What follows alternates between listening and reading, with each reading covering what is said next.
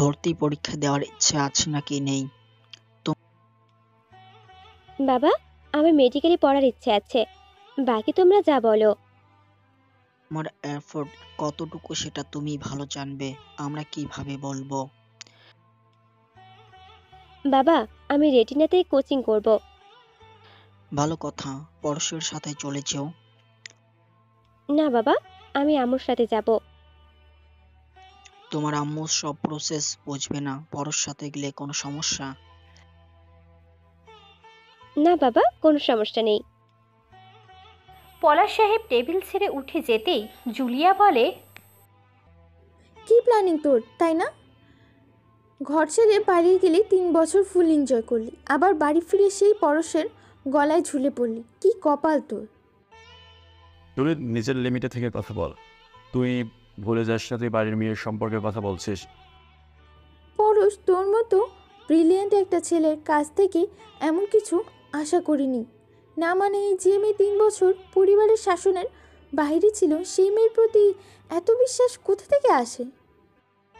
বিশ্বাস সে বিশ্বাসযোগ্য মানুষের ওপর, যার তার ওপর তো বিশ্বাস আসে না। আর রইল পুতুলের বাইরে থাকার কথা। পুতুল সেখানে একটা পরিবারে ছিল, ওনাদের নিজের মেয়ের মতো রেখেছে পুতুলকে। পুতুল উঠে নিজের রুমে চলে আসলো। পরশ জুলিয়াকে বলল, এবার শান্তি হয়েছে তো? এটাই তো চাইছিলি। তোর মধ্যে সুখে থাকার ইচ্ছা নেই। ভাইয়া যদি আবার দেশের বাইরে চলে যায় তাহলে তো তোকে এ বাড়িতে কেন রাখবো? এই বাড়িতে যদি থাকতে চাও তাহলে নিজের হাজব্যান্ডকে ধরে রাখো। আশ্চর্য, তোমার ভাই কি কচি খোকা যে আমি তাকে ধরে রাখবো? বউ যদি নিজের হাজব্যান্ডকে আঁকলে না বাঁচতে পারে তাহলে সেরকম বউ আমার ভাইয়ের জন্য রাখবো না। বিয়েটা আমাকে তোমার ভাই করেছে, তুমি না। তাই রাখা না রাখা সেটা সেই বুঝে নেবে। আহারে না, থাকবে বাসার না বাঁচবে বাসুরি। ভাইয়া চলে গেলে তোকে রেখে কি করবে পোছা? বলে টিস্যু দিয়ে হাত মুছতে মুছতে চলে গেল। জুলিয়া চিন্তায় পড়ে গেল, এখন কি করবে? শেষে কি না ওই লোকটাকে মেনে নিতে হবে? পরশ সোজা পুতুলের রুমে আসলো, চেয়ার টেনে বসে বলে, তো ঠোঁটটা কি শুধু আমার চোখ খাওয়ার জন্য? পুতুল বড় বড় চোখ করে তাকালো। না মানে আর কোনো কাজে লাগাতে দেখি না তো। যে বলে তোর কান সব শ্রবণ করে, কিন্তু তোর ঠোঁট নড়ে না। তোমার বাজে কথা বলা শেষ হলে নিজের কাজে যাও।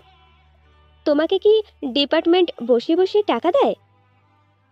কি যে বলো বউ, বসিয়ে বসিয়ে টাকা দিলে তো সারা দিনদার তোমাকে করে নিয়ে আদর করতাম। তবে আপাতত বউ ফিরে আসার আনন্দে ছুটি নিয়েছি। কে তোমার বউ? যে জিজ্ঞেস করছে সে। আমি কবে কবুল বললাম? এই যে মাত্র কবুল বললি। পরশ ভাই, এসব মজা একদমই ভালো লাগছে না। যাও তো, নিজের কাজে যাও।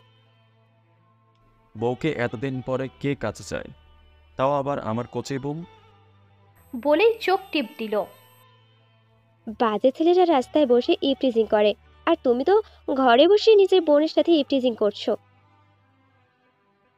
পরশ দুম করে পুতুলের কোলে শুয়ে বলে, বারবার ভুল করিস তুই আমার বউ। ও বউ, বউ মাথায় হাত বুলিয়ে দাও তো, স্বামীর সেবা। পুতুল সরে যেতেই পরশের মাথা বেডে পড়ল। পরশ হাতের উপর মাথা রেখে বলে, নিব্বি বউ হলে যা হয় আর কি।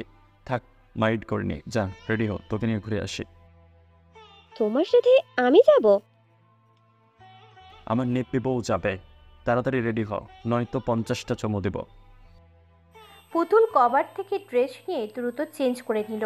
পরশ তখন পুতুলের বেডে। পুতুল ওয়াশরুম থেকে বের হয়ে বলে, আমার মন খারাপ থাকলে একদম কারোর সাথে কথা বলি না। আসলে তখন আমার কথাই আসে না। আমাকে একটু একা থাকতে দাও। একা থাকতে থাকতে সবার মাঝে নিজেকে কেমন বেমানান লাগছে। প্লিজ, আমাকে 10 মিনিট একা থাকতে দাও, আমি আসছি। পরশ উঠে পুতুলের একদম কাছে চলে আসলো। পুতুলের কানের কাছে মুখ নিয়ে বলে, অনেক একা থেকেছ, আর তোমাকে একা ছাড়ছি না। এবার থেকে পুতুলের ছায়া হবে পরশ। তোমাকে এই কানের ড্রেসে খুব মানিয়েছে, একদম নতুন বউয়ের মতো। পুতুল ঈষৎ কেঁপে উঠল। সরে যেতে চাইলে পরশ পুতুলকে ঘুরিয়ে পুতুলের কাঁধে মাথা রেখে ড্রেসিং টেবিলের আয়নায় তাকিয়ে বলে, তোমাকে একদম আমার হৃদয়ের রানী লাগছে। আজ তোমার জন্য সারপ্রাইজ আছে মিরিজান, তাড়াতাড়ি নিচে চলে আসো, আমি গাড়ি বের করছি। পুতুলের চুলে আলতো চুমু দিয়ে বের হয়ে গেল। পুতুলের চেহারায় কেমন লাজুকতা ছড়িয়ে পড়ল, গাল দুটো লাল হয়ে গেছে লজ্জায়। পুতুল আয়নায় তাকিয়ে বলে, বেহায়া মন, তুই এতটুকুতেই গলে যাচ্ছিস কেন? এই লোকটাকে ভালোবাসার বিনিময়ে কত কত বিষাদ জড়িয়েছিস নিজের জীবনে। এই স্মৃতি ভাবতে ভাবতে জীবনের দ্বিতীয় কোনো ছেলে পছন্দ হয়নি, প্রেমও হয়নি। এত তাড়াতাড়ি ক্ষমা করে দিবি? একদম করবি না। বেহায়া মন, নিজেকে সামলা। পুতুল নিচে আসতেই পরশ নিজের পাশের সিটের দরজা খুলে দিল। পুতুল উঠে বসলো, পরশের দিকে বোকার মতো তাকিয়ে আছে। পুতুল ব্লু আর বাসন্তী রঙের ড্রেস পরেছে, পরশ ব্লু ব্লেজার আর ভিতরে হালকা বাসন্তী রঙের টি শার্ট। এভাবে দেখার কি আছে, সারা জীবন দেখতে পাবি তোরই তো জামাই। তোর আচ্ছা, তুমি গিরগিটিতে দ্রুত রং বদলে ফেলতে পারো কি করে? আমার সাথে তো কত বাজে বিহেভিয়ার করলে, কত কি বললে। তাহলে হুট করে কি হলো তোমার? তোর সব প্রশ্নের উত্তর আজ পেয়ে যাবি। এবার বল, আমাদের একদম পারফেক্ট কাপড় লাগছে তাই না? মোটেই না, একদম ভাই বোন লাগছে। পরশ সাথে সাথে পুতুলের মাথা ধরে পুতুলের ঠোঁটে ঠোঁট মিশিয়ে দিল। সাথে সাথে ঠোঁট ছেড়ে দিয়ে বলে, এবার বল কি বলছিলি? অসভ্য লোক। তোর জামাই অসম্ভব? বলেই ড্রাইভ করা শুরু করলো। জুলিয়া নিজের রুমের জানালায় দাঁড়িয়ে সবটা দেখলো, তারপর ভাবতে লাগলো, আমি জীবনে কি পেলাম? সবার আড়ালে এত ছত্রা দূরে করে কি পেলাম দিন শেষে? সেই একাকিত্ব আর সবার ঘৃণা। আমি কি করব? কি করা উচিত? আমার কি মেনে নেওয়া উচিত পরাণকে? কিন্তু ওই মানুষটাকে দেখলেই মনে পড়ে তার শরীরে কত নারীর স্পর্শ লেগে আছে। আমি কি করব? মাহমুদ সাহেব মাথা নিচু করে বসে আছে। কিছুক্ষণ পর রাবেয়া বেগম তার পাশে বসে হাতটা ধরে বলে, প্লিজ আমাকে ক্ষমা করে দাও। হঠাৎ করে কথাটা জানার পর নিজেকে সংযত করে রাখতে পারিনি।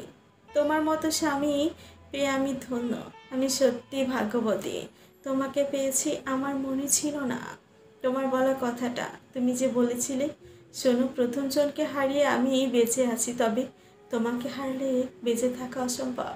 সে আমার অপূর্ণতার সাক্ষী, আর তুমি আমার সফল পূর্ণতার সঙ্গী। মাহমুদ সাহেব নিজের স্ত্রীকে জড়িয়ে ধরে। রাবেয়া বেগমও পরম যত্নে নিজের বক্ষে স্বামীকে আগলে নেয়। মুহূর্তেই যেন শত মান অভিমান সব গায়েব। স্বামী স্ত্রীর সম্পর্ক হলো পৃথিবীর সবচেয়ে সুন্দর আর মধুর সম্পর্ক। সে কখন থেকে ড্রাইভ করছো? যাচ্ছি কোথায় আমরা? এই পথ যদি না শেষ হয় তাহলে কেমন হতো বলতো? আপনি উত্তম কুমার নন, আর আমি সুচিত্রা সেনও নই, তাই এটা স্বপ্নের দেশ না। তুমি মোর জীবনের ভাবনা, হৃদয়ের সুখের দোলা, নিজেকে আমি বলতে পারি তোমাকে যাবে না বলা। সমস্যা কি তোমার? কথায় কথায় গান গাইছো কেন? মায়াবী চোখে কি মায়া, যেন গোধূলির আবির মাখা, কি নেশা ছড়ালে, কি মায়ায় জড়ালে। তোমার শিল্পী সঙ্গীত থামাও। রাঙাবো শুনছনি গো, রাঙাবো শুনছনি। তুমি গান না থামালে আমি গাড়ি থেকে নেমে যাব।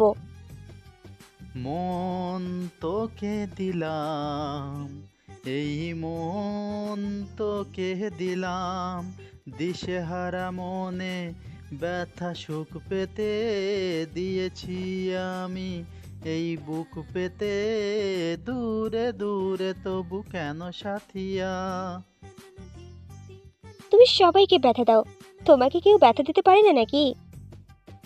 ছুঁয়ে দে আঙুল, ভেঙে যাবে ভিজে যাবে গা। কি ভুল গান গাইছো? কন্যা রে কেন রে তোর রূপের জাদু মন ভোলে। সমস্যা কি তোমার? বন্ধে মায়া লাগাইছে, পিরিতি শিখাইছে, দেওয়ানা বানাইছে, কি জাদু করিয়া রে বন্ধে মায়া লাগাইছে। পুতুল জোর করে চিৎকার করে বলল, এই কাকা বন্ধ না করলে আমাকে নামিয়ে দাও। তুমি বললে হবে, না বললে নাই। ফ্রিতে গান শুনেছিলাম তো তাই। ফ্রি জিনিস আমার পছন্দ না। বাঙালি যদি ফ্রিতে হীরা পায় তাহলে উৎস করে। আমি সাধারণ একজন মানুষ। ভুল বললেন, বাঙালি ফ্রিতে পেলে আলকাতারাও ড্রামে ভরে নেয়। ড্রাম না থাকলে দামি ড্রেসে করে নেয়। পরে যখন বুঝতে পারে আলকাতারা চক্করে তার দামি ড্রেস নষ্ট হলো, তখন আফসোস করে। তাই ফ্রিতে নিয়ে আফসোস করতে চাই না। জানিস আমার কি ইচ্ছে করছে? কি? পরশ গাড়ি সাইড করে পুতুলের ঠোঁটে ঠোঁট ডুবিয়ে দিল। মিনিট দুয়েক পর ছেড়ে দিয়ে বলে, এই কালার লিপস্টিক লাগাবি না। যদি লাগাস তাহলে এভাবে আমার পেটে যাবে। পুতুল মনে মনে বলছে, তোকে আমি টিকটিকির পায়েস আর তেলাপোকার স্যুপ খাওয়াবো, একবার শুধু সুযোগ পাই। নিজের হাজব্যান্ডকে গালি দিতে নেই হানি। হাজব্যান্ড না ছাই, বিয়ের খবর নাই হাজব্যান্ড। শালা লুচ্চা কোথাকার, কথায় কথায় চুমু খায়। হাজব্যান্ডকে শালা বলতে নেই, শালা বললে চুমু থেরাপি চলবে। পুতুল সাথে সাথে নিজের ঠোঁটে হাত দিয়ে ঢেকে নিল। পরশ মুচকি হেসে ড্রাইভিংয়ে মনোযোগ দিল। হাইওয়ের পাশে একটা রেস্টুরেন্টের সামনে এসে গাড়ি থামল। পরশ পুতুল গাড়ি থেকে নেমে রেস্টুরেন্টের ভিতরে গেল। পরশ পুতুলের জন্য চেয়ার টেনে দিয়ে নিচেও একটা চেয়ার টেনে বসে পড়ল। বসার সাথে সাথে দুজন ওয়েটার খাবার সার্ভ করতে লাগলো। পুতুল অবাক হয়ে বলে, আমরা তো কিছু অর্ডার করলাম না, তাহলে এরা এসব কেন দিয়ে যাচ্ছে? আজকে প্রশ্ন করার দিন না, আজকে তোর আর আমার ফার্স্ট ডে। একের পর এক সারপ্রাইজ। তোমার সাথে ডেট মানে? ফার্স্ট ডেট তো দূর, তোমার সাথে সেকেন্ড ডেটও করবো না। বউ রাগ না করলে রোম্যান্স করে মজা নেই, বুঝলি? এই যে তুই রাগ করেছিস, তোর নাক ফুলে গিয়েছে, গাল ফুলে গিয়েছে, এবার আমি টুকুস করে কামড় দেব। তুই লজ্জা করে না এসব বলতে?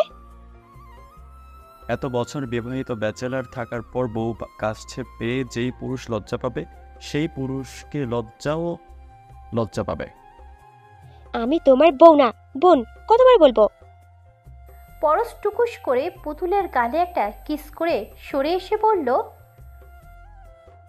এরপর বোন উচ্চারণ করলে বিগ লিপ কিস করব। ছি, তোমার লজ্জা শরম নেই? পুরুষ যদি বউয়ের সাথে লজ্জা শরম দেখায় তাহলে ভবিষ্যৎ প্রজন্ম আর বৃদ্ধি পাবে না। আমরা এখানে কেন এসেছি? হানিমুন করতে বলবি? চল। মানে? রেস্টুরেন্টে খেতে খাবার সামনে এসেছে আর খাবার সামনে রেখে কেন বলছিস এসেছি? পুতুল খাবার খাওয়া শুরু করলো। পরশ কিছু সময় পুতুলের খাওয়ার দিকে তাকিয়ে থেকে বলে, তুমি এত অবুঝ কেন? এই পরশ যে তোমার পরশ পাওয়ার জন্য ব্যাকুল হয়ে যাচ্ছে, তুমি কি তা বোঝো না? পরশের কথা শ্রবণ মাত্রই পুতুলের রন্ধ্রে রন্ধ্রে অদ্ভুত শিহরণ বয়ে গেল। পুতুল বাঁ হাতে নিজের ওড়না মুঠো করে ধরল। পরশ কাচ্চি নিয়ে নিজের হাতে পুতুলের মুখে তুলে দিল। পুতুল কিছু না বলে তা মুখে নিল। দু লোকমা খাওয়ার পর পরশ বলে, তুই তো বেশ শেয়ানা। পুতুল একটু অবাক হয়ে বলে, মানে? আমার হাতে খাচ্ছিস অথচ আমাকে খাইয়ে দিচ্ছিস না, বাহ। পুতুল বলে, তুমি আকাশের চেয়ে দ্রুত রং বদল করো। আকাশটা আবার কে? কচুর বাপ। তাহলে আমাদের ভবিষ্যৎ সন্তানের নাম কচু? এত সুন্দর নাম থাকতে তাহলে আমাদের সন্তানের নাম কুচো হবে কেন? কচুর বাপ। পুতুল দ্রুত উঠে হাত পরিষ্কার করলো। পরশ পুতুলের পিছু পিছু আসলো। এই পেতনি দাঁড়া, ক্লাইম্যাক্স এখনো বাকি। বলেই শীষ বাজালো। সামনে তাকিয়ে দেখে সায়ন। পুতুল সায়নের সামনে যেয়ে বলে, তুই আমাকে মিথ্যে কেন বলেছিস? মিথ্যে বলে আমার পরিবারের থেকে আমাকে দূরে রেখে তোর কি লাভ হলো? এইভাবে বন্ধুত্বের প্রতিদান দিলি? আমার কথাটা শোন, এই অডিও ক্লিপ আমাকে তোর কাজিন জুনিয়া আপু দিয়েছিল, আর সব কথাও সেই শিখিয়ে দিয়েছিল। আর সে জানতো তুই কোথায় আছিস। আপু এসব করতে বললো, আর তুইও করলি? এর বিনিময়ে সে আমাকে আইফোন কিনে দিয়েছে। তখন তো অত বোঝার বয়স ছিল না। তারপর যখন মনে হলো তোকে সত্যিটা বলা উচিত, তখন নীরব ভাইয়ার জন্য আর বলতে পারিনি। আচ্ছা, বন্ধুত্ব সম্পর্কটা কি এতটাই ঠুনকো যে একটা আইফোনের কাছে বিক্রি হয়ে গেল? প্লিজ আমাকে ক্ষমা করে দে। পুতুল বের হয়ে চলে এসে গাড়িতে বসলো। পরশ বসে ড্রাইভ করা শুরু করলো। তারপর বলল, সরি তোকে ভুল বোঝার জন্য, সরি তোর সাথে বাজে বিহেভিয়ার করার জন্য, সরি তোকে কষ্ট দেওয়ার জন্য, সরি আমার কারণে এত কিছু সহ্য করার জন্য। কত সরি বলবে? তোমার সরির আচার বানিয়ে খাবো নাকি? আশ্চর্য। সারা জীবন সরি বলবো, আর তুই সরির আচার করে খেয়ে ফেলবি ব্যাস। 4 ঘন্টা জার্নির পর সাভারের গোলাপ গ্রামে এসে পৌঁছালো পুতুল আর পরশ। পুতুল তো নিজের চোখে বিশ্বাস করতে পারছে না। পুতুল আশ্চর্য হয়ে বলে, সত্যি আমরা গোলাপ গ্রামে এসেছি? শোন, সামনে আগানোর জন্য একটা শর্ত আছে। পুতুল ভুরু কুঁচকে পরশের দিকে তাকায়। আচ্ছা শোন, সামনে আগানোর জন্য একটা শর্ত আছে। গাড়ির পেছনের সিটে একটা প্যাকেট আছে, তুই গাড়িতে গিয়ে সেটা পরে আয়। পুতুল মানা করল না। দ্রুত গাড়িতে যেয়ে দেখে রেড আর বাসন্তী কালারের একটা গাউন। পুতুল দ্রুত সেটা পরে বের হলো। পুতুল 2 হাতে গাউন উঁচু করে ধরে সামনে এগিয়ে আসলো। পরশ পিছন থেকে হালকা করে পুতুলের চুলে টান দেয়। পুতুল দাঁড়িয়ে পিছু ঘুরবে। পরশ সামনে এসে বলে, 1 মিনিট। বলেই নিজের হাতে থাকা তাজা গোলাপের একটা ক্রাউন পুতুলের মাথায় পরিয়ে দিয়ে বলে, একদম আমার রূপ কথার পরি। পুতুল খুশি হয়ে বলে, মোবাইল দাও, সেলফি তুলবো। সেলফি কেন চান? আমাদের প্রত্যেকটা মুহূর্ত ক্যামেরায় বদলে হচ্ছে, সো নো টেনশন।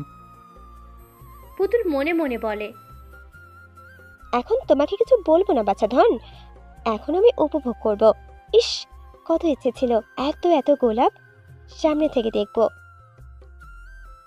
পরশ পুতুলের হাতের ভাঁজে নিজের হাত গুজে নিয়ে বলল, এই যে ভাবুক রানী, তুমি ভেবে এই দিন পার করবে নাকি সামনে পা বাড়াবে? পুতুল হাঁটা শুরু করলো। পরশ পুতুলের কানের কাছে মুখ নিয়ে বলে, শত গোলাপের রূপকে হার মানাতে আমার সদ্য ফোটা এই ব্যক্তিগত গোলাপ, কাটা মুক্ত, স্নিগ্ধ, সুন্দর আর মোহমোহী এই গোলাপের মাধুর্যে আমি যে নেশাগ্রস্ত হয়ে পড়ছি।